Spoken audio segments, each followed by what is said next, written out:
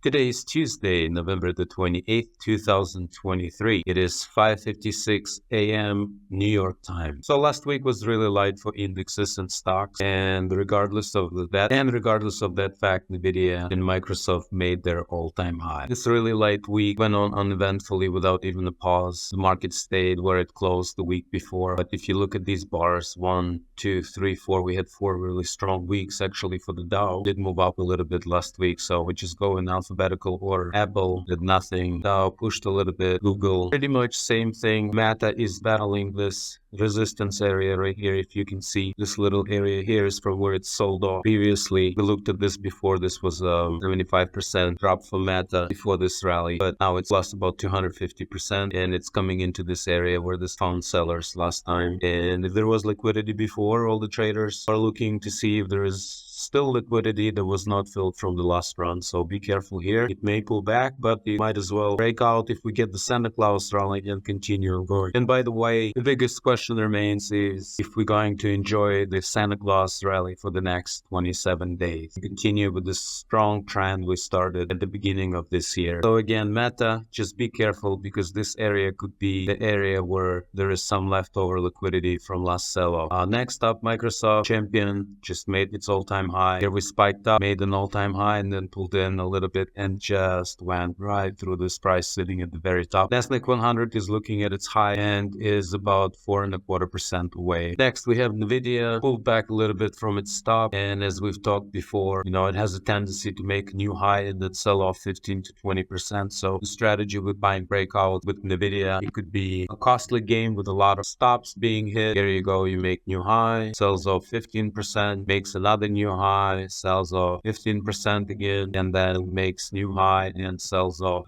See, again, if there is a rally, I think they will all run. And here is our sick man. Biggest question of the year is Russell 2000. It was still negative for the year just about a week ago. Russell can join the Nasdaq, the Dow, and the S&P 500 and run up hopefully some double digits by the end of the year. But again, we are not betting on that because this is the weakest one, and finds weakness in the next few weeks instead of a Santa Claus rally. This thing should sell off first. S&P 500 coming to its 52-week highs. We have two little issues here. Number one is this area right above, and that's our 52-week high, and the other area would be somewhere here at its all-time high. So if we go to daily, it's easier to see. Less than 1% to the 52-week high, and then 5% to its all-time high. And the way they've been moving for the past few weeks, this could be 1 or 2 day move. So I move it to the left side and just leave it there for the future reference. Tesla, as we talked about it before, very long way up. It's not really running up as much as others, and it has quite a way to go. It's 52-week high, 26%, and all-time highs way